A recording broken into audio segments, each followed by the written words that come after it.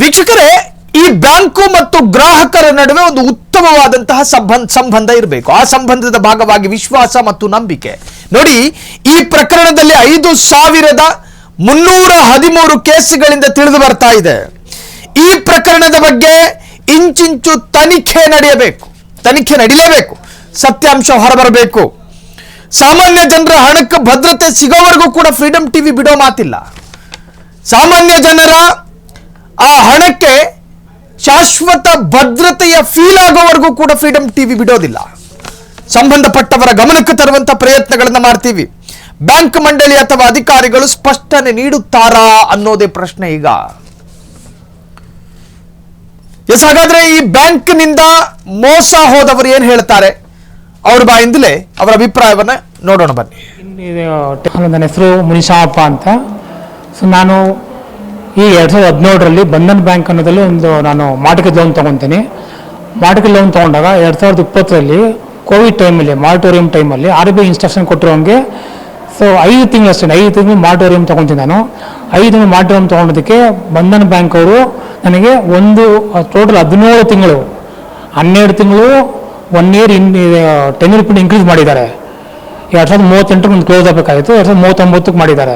But ಯಾಕೆ ಒಂದು 12 ತಿಂಗಳು ಇನ್ಕ್ರೀಸ್ ಮಾಡಿದ್ದಾರೆ ಅನ್ನೋದಕ್ಕೂ ಕಾರಣ ಕೊಟ್ಟಿಲ್ಲ. ನಾನೆಲ್ಲ ಕೇಳಿದ್ದೀನಿ, ಕೊಟ್ಟಿಲ್ಲ.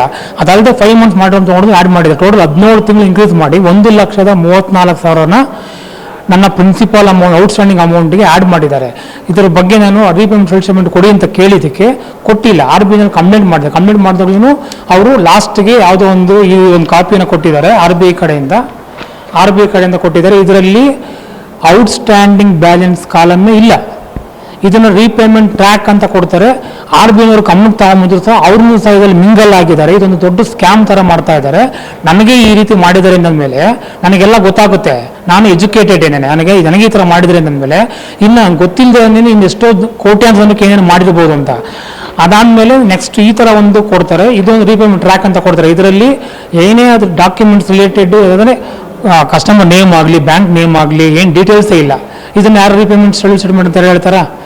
ನೆಕ್ಸ್ಟ್ ನಾನು ಇದನ್ನು ಪರವಾಗಿ ನಾನು RBIನಲ್ಲಿ ಒಂದು 10 ರಿಂದ 15 ಕಂಪ್ಲೇಂಟ್ ಕೊಟ್ಟಿದ್ದಾದಮೇಲೆ RBIನವ್ರು ಏನು ಮಾಡ್ತಾರೆ, ಅವ್ರಿಗೆ ಪೆನಾಲ್ಟಿ ಏನು ಹಾಕ್ತಾರೆ.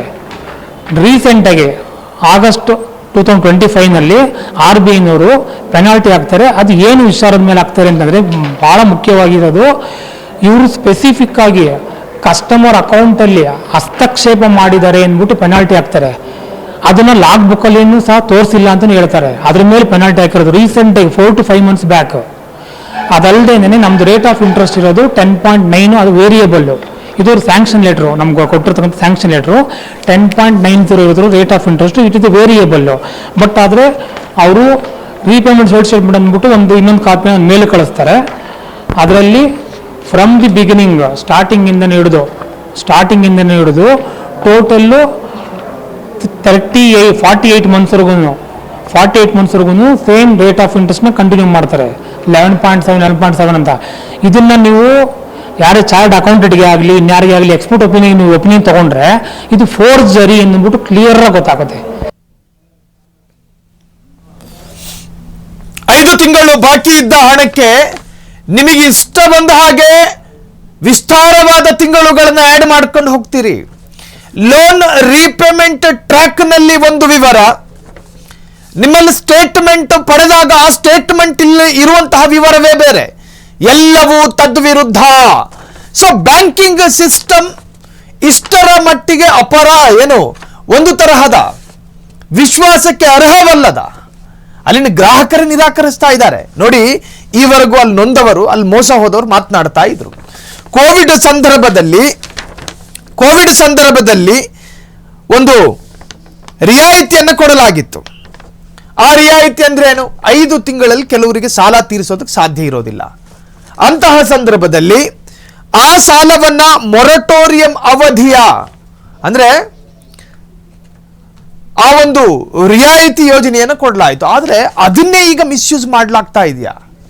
ಈ ಬಗ್ಗೆ ಮಾತನಾಡೋದಕ್ಕೆ ನಮ್ಮ ಪ್ರತಿನಿಧಿ ರೋಹನ್ ಹಿರೇಮಠ ಫೋನ್ ಸಂಪರ್ಕದಲ್ಲಿ. ರೋಹನ್, ನನ್ನ ಧ್ವನಿ ರೀಚ್ ಆಗ್ತಾ ಇದೆಯಾ ತಮಗೆ? ಎಸ್ ರೋಹನ್, ಈಗ ಮೋಸ ಹೋದಂತಹ ಗ್ರಾಹಕರು ಕೂಡ ಮಾತನಾಡ್ತಾ ಇದ್ರು. ಎಲ್ಲೋ ಒಂದು ಕಡೆ ಈ ಬ್ಯಾಂಕ್, ಬಂಧನ್ ಬ್ಯಾಂಕ್ ಯಾವ ತರಹ ಗ್ರಾಹಕರಿಗೆ ವಂಚನೆ ಮಾಡ್ತಾ ಇದ್ರು ಎನ್ನುವಂತಹದ್ದು? ಸಾಹಿಲ್, ಏನಿದು ಬಂಧನ ಬ್ಯಾಂಕ್ ಏನು ವಿರುದ್ಧ ಈಗ ಗ್ರಾಹಕರಿಂದ ಗಂಭೀರ ಆರೋಪ ಕೂಡ ಕೇಳಿ ಬರ್ತಾ ಇದೆ. ಇದು ಕರೋನಾ ಒಂದು ಪ್ರಾಬ್ಲಮ್ ನಲ್ಲಿ ಸಂಕಷ್ಟವಿರುವ ಒಂದು ಸಮಯದಲ್ಲಿ ಮೊರಾಟೋರಿಯಂ ಪಡೆದಿರ್ತಕ್ಕಂಥ ಸಾಲಗಾರರನ್ನೇ ಕೂಡ ಈಗ ನೇರವಾಗಿ ಟಾರ್ಗೆಟ್ ಮಾಡಿದೀಯಾ ಅನ್ನೋ ಪ್ರಶ್ನೆ ಸಹಜವಾಗಿ ಈಗಾಗಲೇ ಬರ್ತಾ ಇರುವಂತದ್ದು. ಯಾಕಂತಂದ್ರೆ ಸಂಕಷ್ಟದಲ್ಲಿರುವಂತಹ ಪರಿಸ್ಥಿತಿಯನ್ನೂ ಕೂಡ ಈ ಬಂಡವಾಳ ಮಾಡ್ಕೊಂಡಿರ್ತಕ್ಕಂಥ ಕೆಲವೊಂದು ಖಾಸಗಿ ಬ್ಯಾಂಕ್ಗಳು ಈಗಾಗಲೇ ಎಲ್ಲೋ ಒಂದ್ ಕಡೆ ಒಂಥರ ದೊಡ್ಡ ಮಟ್ಟದ ಹಣವನ್ನು ಕೂಡ ಇವ್ರ ಹತ್ರ ಸುಲಿಗೆ ಮಾಡ್ತಾ ಇದ್ದಾರೆ ಅನ್ನುವಂತಹ ಈಗ ಆರೋಪ ಕೂಡ ಕೇಳಿ ಬರ್ತಾ ಇರುವಂತದ್ದು. ಏನು ಕೇವಲ 5 ತಿಂಗಳ ಬಾಕಿಗೆ 12 ತಿಂಗಳ ಅವಧಿಗೆ ಹೆಚ್ಚಿಸಿ ಅದರಲ್ಲೂ ಕೂಡ ಬಡ್ಡಿ ಮೇಲೆ ಬಡ್ಡಿ ಹಾಕಿ ಗ್ರಾಹಕರಿಗೆ ಒಂದು ದೊಡ್ಡ ಸಂಕಷ್ಟ ತಂದೊಡ್ಡಿದ್ದಾರೆ ಅಂತ ಹೇಳ್ಬೋದು. ಯಾರು ಕೂಡ ಈಗಾಗಲೇ ದೂರನ್ನು ಕೂಡ ಕೊಟ್ಟಿದ್ದಾರೆ. ಬ್ಯಾಂಕ್ ನೀಡಿರ್ತಕ್ಕಂಥ ಕೆಲವೊಂದಿಷ್ಟು ಲೆಕ್ಕಾಚಾರ ಮತ್ತು ಗ್ರಾಹಕರ ಒಂದು ಕಟ್ಟಿರ್ತಕ್ಕಂಥ ಹಣದ ಪಾವತಿ ಎಲ್ಲ ವಿವರಗಳನ್ನ ನೋಡಿದಂತ ಸಂದರ್ಭದಲ್ಲಿ ಅದು ಟ್ರ್ಯಾಕ್ ವಿವರನ್ನ ಗಮನಿಸಿದ ಸಂದರ್ಭದಲ್ಲಿ ಕೆಲವೊಂದಿಷ್ಟು ವ್ಯತ್ಯಾಸ ಕಂಡುಬಂದಿದೆ ಅಂತಾನೆ ಹೇಳ್ಬೋದು ಸಾಹಿಲ್. ಯಾಕಂತಂದ್ರೆ ಸಾಲಗಾರರ ಒಂದು ಆರ್ಥಿಕ ಒಂದು ಮತ್ತಷ್ಟು ಸಂಕಷ್ಟಕ್ಕೆ ಸಿಲುಕಿದ್ದಾರೆ ಅಂತ ಹೇಳ್ಬೋದು. ಇನ್ನೊಂದು ಆಶ್ಚರ್ಯ ವಿಚಾರ ಏನಂತಂತ ಇದರಲ್ಲಿ ಗ್ರಾಹಕರಿಗೆ ಮಂತ್ಲಿ ಸ್ಟೇಟ್ಮೆಂಟ್ ಕೇಳಿದಂತ ಸಂದರ್ಭದಲ್ಲಿ ವಾರ್ಷಿಕವಾಗಿ ಸ್ಟೇಟ್ಮೆಂಟ್ ಕೊಡ್ತಾರೆ. ಅಲ್ಲಿ ವಾರ್ಷಿಕವಾಗಿ ಸ್ಟೇಟ್ಮೆಂಟ್ ಕೊಟ್ಟು ಅವ್ರನ್ನ ದಾರಿ ತಪ್ಪಿಸಿದ್ರ ಅನ್ನುವಂತಹ ಪ್ರಶ್ನೆ ಈಗ ಅನುಮಾನವೂ ಕೂಡ ಈಗಾಗಲೇ ಮೂಡುತ್ತೆ ಅಂತಾನೆ ಹೇಳ್ಬೋದು. ಯಾಕಂತಂದ್ರೆ ರೀಪೇಮೆಂಟ್ ಟ್ರ್ಯಾಕ್ ಮೇಲೆ ಲೋನ್ ಸ್ಟೇಟ್ಮೆಂಟ್ ನಡುವೆ ಈಗ ಭಾರಿ ವ್ಯತ್ಯಾಸ ಆಗಿರೋದ್ರಿಂದ ದಾಖಲೆಗಳನ್ನ ಈಗಾಗಲೇ ಬಹಿರಂಗವಾಗಿ ನಾವು ಫ್ರೀಡಂ ಟಿವಿಯಲ್ಲೇ ದಾಖಲೆ ಸಮೇತ ಈಗಾಗಲೇ ವಿಸ್ತೃತವಾಗಿ ಕೂಡ ಈಗ ಜನರಿಗೆ ತೋರಿಸ್ತಾ ಇರುವಂತದ್ದು. ಏನಂತಂದ್ರೆ ಇದರಲ್ಲಿ ಫೋರ್ಜರಿ ಆಗಿದೆಯಾ ಅನ್ನುವಂತಹ ಅನುಮಾನ ಕೂಡ ಈಗಾಗಲೇ ಸಹಜವಾಗಿ ಕಾಡುತ್ತೆ. ಯಾಕಂತಂದ್ರೆ ಇದಕ್ಕೆ RBI ಕೂಡ ಇದಕ್ಕೆ ಲಕ್ಷಾಂತರ ಮಟ್ಟದ ಒಂದು ಫೈನ್ ಅನ್ನು ಕೂಡ ಇಂಪೋಸ್ ಮಾಡಿದೆ. ಏನಂತಂದ್ರೆ ಈ ಒಂದು ಬ್ಲಾಂಕ್ ಅಂಡ್ ಸಿಸ್ಟಮ್ ನಲ್ಲಿ ಗ್ರಾಹಕರ ಖಾತೆಗೆ ಮಾಹಿತಿಗಳನ್ನ ಮ್ಯಾನ್ಯುವಲ್ ಆಗಿ ತಿರ್ಸ್ಕೊಂಡು ಆ ಬಳಿಕ ಅದ ಯಾವ್ದು ಬೇಕಾಬಿಟ್ಟಿಯಾಗಿ ರೀತಿಯಾಗಿ ಒಂದು ಬಡ್ಡಿ ರೀತಿ ವಿಧಿಸಿ ಇದನ್ನೆಲ್ಲವನ್ನು ಗಮನಿಸುತ್ತ ಸಂದರ್ಭದಲ್ಲಿ ಮೊರಾಟೋರಿಯಂ ಅದನ್ನ ದುರುಪಯೋಗ ಮಾಡ್ಕೊಂಡ್ರೆ ಅನ್ನುವಂಥದ್ದು ಪ್ರಶ್ನೆ ಬರುತ್ತೆ. ಇನ್ನು ಆಡಿಟ್ ಟ್ರಯಲ್ ಲಾಗ್ಗಳನ್ನ ನೋಡಿದಂತ ಸಂದರ್ಭದಲ್ಲಿ ಅಲ್ಲಿ ಬ್ಯಾಂಕಿಂಗ್ ರೂಲ್ಸ್ ಅಂಡ್ ರೆಗ್ಯುಲೇಷನ್ಸ್ ಗಳನ್ನ ಎಲ್ಲವನ್ನೂ ಕೂಡ ಈಗ ಉಲ್ಲಂಘನೆ ಮಾಡಿದ್ದಾರೆ. ಯಾಕಂತಂದ್ರೆ ಸರಿಸುಮಾರು 43 ಲಕ್ಷ ರೂಪಾಯಿ ದಂಡ ಈಗಾಗಲೇ ವಿಧಿಸಿ ಇದರ ಜೊತೆಗೆ ಪೊಲೀಸ್ ಠಾಣೆಯಲ್ಲೂ ಕೂಡ ಈಗಾಗಲೇ NCR ದಾಖಲಾಗಿದೆ. ಯಾರ್ಯಾರಿಗೆ ಈ ರೀತಿ ಒಂದು ಬಂಧನ್ ಬ್ಯಾಂಕ್ ವಿರುದ್ಧ ಯಾರ್ಯಾರು ವಿರುದ್ಧ ಒಂದು ಫ್ರಾಡ್ ಆಗಿದೆ ಅವರೆಲ್ಲರೂ ಕೂಡ ಈಗಾಗಲೇ ಸಿಡಿಗೆದ್ದಿದ್ದಾರೆ ಅಂತಾನೆ ಹೇಳ್ಬೋದು ಸಾಹಿಲ್. ಇನ್ನು ತನಿಖೆ ಮುಖಾಂತರ ಈಗ ಸತ್ಯಾಸತ್ಯತೆ ಆಚೆ ಬರ್ಬೇಕಂತಾನೆ ಹೇಳ್ಬೋದು ಸಾಹಿಲ್. ಹಾಗೇರಿ ರೋಹನ್, ಈ ಪ್ರಕರಣದಲ್ಲಿ ಮೋಸ ಹೋಗಲ್ಪಟ್ಟ ಮುನೀಶ್ ಶ್ಯಾಮಪ್ಪ ಈಗ ಫೋನ್ ಸಂಪರ್ಕದಲ್ಲಿ. ಸರ್ ತಮಗೆ ಯಾವ ತರಹದ ವಂಚನೆ ಆಗಿದೆ ಈ ಬ್ಯಾಂಕ್ನಿಂದ? ಸರ್ ನಾನು ಆಲ್ರೆಡಿ ಇವಾಗ ಏನ್ ಹೇಳಿದೀನೋ ಅದೆಲ್ಲ 100% ಸತ್ಯ. ನಾವು 2017ರಲ್ಲಿ ಮಾರ್ಟ್ಗೇಜ್ ಲೋನ್ ಅನ್ನ ತಗೊಂಡಿದ್ದಾದ್ಮೇಲೆ 2020ರಲ್ಲಿ ಮಾರ್ಟೋರಿಯಂ ಟೈಮ್ ಅಲ್ಲಿ 5 ಮಂತ್ಸ್ ಅಷ್ಟೇ ತಗೊಂತೀವಿ. 5 ಮಂತ್ಸ್ ಮಾರ್ಟೋರಿಯಂ ತಗೊಂಡಿರೋದಕ್ಕೆ ಬ್ಯಾಂಕ್ ಅವರು ನಮ್ಗೆ ಗೊತ್ತಿಲ್ದಾಗೆ ಕಸ್ಟಮರ್ಗೆನೆ ಹೈಡ್ ಮಾಡಿ ಅದನ್ನ ಟೋಟಲ್ 17 ತಿಂಗಳು ಮಾಡ್ಕೊಂಡಿದ್ದಾರೆ. ನಮ್ಗೆ ಅದು ಗೊತ್ತೇ ಇಲ್ಲ. ನಮ್ಗೆ ಅದು ಗಮನಕ್ಕೆ ಬಂದಿದ್ದು ಯಾವಾಗ RSS ಕೇಳಿದ್ವಿ, ರೀಪೇಮೆಂಟ್ ಶೆಡ್ಯೂಲ್ ಸ್ಟೇಟ್ಮೆಂಟ್ ಕೇಳಿದಾಗ್ಲೇ ನಮ್ ಗಮನಕ್ಕೆ ಬಂದಿದ್ದು. ಅದನ್ನ ಕೊಡ್ಲಿಲ್ಲ, ಕೇಳಿದ ತಕ್ಷಣ ಕೊಡ್ಲಿಲ್ಲ. ನಾವು ಕೇಳಿದ್ರೆ ಅವ್ರು ಇನ್ಯಾವುದೋ ಒಂದು ಬೇರೆ ಡಾಕ್ಯುಮೆಂಟ್ ಕಳಿಸ್ತಾರೆ. ಆ ಡಾಕ್ಯುಮೆಂಟ್ ಅಲ್ಲಿ ಹೆಸರು ಇಲ್ಲ, ಏನಿಲ್ಲ, ಬಂಧನ್ ಬ್ಯಾಂಕ್ ಹೆಸರು ಇಲ್ಲ, ನಮ್ಮ ಹೆಸರು ಇಲ್ಲ, ಕಸ್ಟಮರ್ ಹೆಸರು ಇಲ್ಲ, ಲೋನ್ ಅಕೌಂಟ್ ನಂಬರ್ ಇಲ್ಲ, ರೇಟ್ ಆಫ್ ಇಂಟ್ರೆಸ್ಟ್ ಇಲ್ಲ, ಆ ತರದನ್ನ ಕೊಡ್ತಾರೆ. ಅದನ್ನ ನಾವು ಮತ್ತೆ ಪ್ರಶ್ನೆ ಮಾಡಿದಾಗ ಮತ್ತೆ ಇಯರ್ಲಿ ಸ್ಟೇಟ್ಮೆಂಟ್ ಕೊಡ್ತಾರೆ. ಇಯರ್ಲಿ ಸ್ಟೇಟ್ಮೆಂಟ್ ತಗೊಳ್ಳಿ ಅದನ್ನ ಕೊಡ್ತಾರೆ. ಅಮಾರ್ಟೈಸೇಷನ್ ಟೇಬಲ್ ಅಂತ ಕರೀತಾರೆ, ಅದನ್ನ ಕೊಡ್ತಾರೆ. ಸೊ ನಮ್ಗೆ ಈ ತರ ಬೇಡ ಅಂತ ಅಂದ್ಬಿಟ್ಟು ನಾವು RBI ಕಂಪ್ಲೇಂಟ್ ಕೊಟ್ಟಾಗ ಅವಾಗ ಲಾಸ್ಟ್ ಅಲ್ಲಿ RBI ಇಂದ ಒಂದು ಮೇಲ್ ಕಳಿಸ್ತಾರೆ.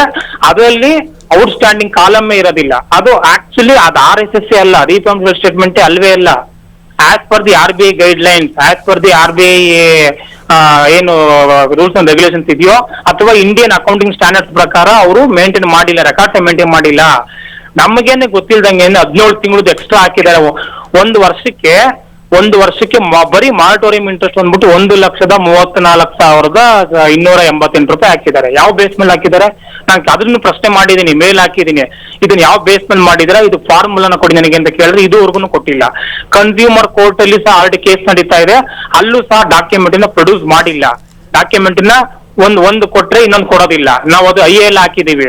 ಅಷ್ಟೇ ಅಲ್ಲದೇನೆ ಸ್ಟೇಟ್ಮೆಂಟ್ ಆಫ್ ಅಕೌಂಟ್ ಏನ್ ಕೊಟ್ಟಿದ್ದಾರೆ ಮಂತ್ಲಿ ವೈಸ್ ಅದಕ್ಕೂ ಮತ್ತೆ ಅವ್ರು ಕೊಟ್ಟಿರ್ತಕ್ಕಂಥ ರೀಪೇಮೆಂಟ್ ಟ್ರ್ಯಾಕ್ ಅಂತ ಅವರೇ ಕೊಟ್ಟಿದ್ದಾರಲ್ಲ, ರೀಪೇಮೆಂಟ್ ಟ್ರ್ಯಾಕ್ ಅಂತ, ಅವೆರಡಕ್ಕೂ ಟ್ಯಾಲಿನೇ ಆಗೋದಿಲ್ಲ ಅದರಲ್ಲಿ. ಆಮೇಲೆ ಆಕ್ಚುಲಿ ಮಾರ್ಟೋರಿಯಂ ಪೀರಿಯಡ್ ಅಲ್ಲಿ ಬರೀ ಇಂಟ್ರೆಸ್ಟ್ ಮಾತ್ರ ಆಡ್ ಮಾಡಬೇಕು, ಓನ್ಲಿ ಇಂಟ್ರೆಸ್ಟ್. ಬಟ್ ಅವ್ರೇನ್ ಮಾಡಿದ್ದಾರೆ, ಇಂಟ್ರೆಸ್ಟ್ ಜೊತೆಗೆ ODI overdue interest add ಮಾಡಿದ್ರೆ ಅದು ಅಗೈನ್ RBI ಅಗೇನೆಸ್ಟ್. ಇದನ್ನೆಲ್ಲ ನಾನು RBI ಗಮನಕ್ಕೆ ತಗೊಂಬಂದ್ರು ಸಹ ಅಷ್ಟೇ ಯಾಕೆ ಸರ್ ಅವ್ರನ್ನ ಪ್ರಶ್ನೆ ಮಾಡಿ ಕೇಳಿದ್ದೀನಿ, ನೀವು ಯಾವ ಬೇಸ್ ಮೇಲೆ ನನಗೆ 1,34,000 ರೂಪಾಯಿ ಬರೀ ಒಂದು ವರ್ಷಕ್ಕೆ 12 ತಿಂಗಳಿಗೆ ಮಾರ್ಟೋರಿಯಂ ಇಂಟ್ರೆಸ್ಟ್ ಹಾಕಿದ್ದಾರೆ? ಅದಲ್ಲದೆ 5 ತಿಂಗಳು ಹಾಕಿದ್ದಾರೆ, 5 ಮಂತ್ಸ್ ಹಾಕಿದ್ದಾರೆ, ಟೋಟಲ್ 17 ತಿಂಗಳು ಆಡ್ ಮಾಡಿದ್ದಾರೆ. ನಮಗೆ ಮೋಸ ಮಾಡಿದ್ದಾರೆ. ಇದ್ರ ಬಗ್ಗೆ ಎಲ್ಲಾ ದಾಖಲಾತಿಗಳನ್ನ ನಾನು ಆಲ್ರೆಡಿ ಕೊಟ್ಟಿದ್ದೀನಿ.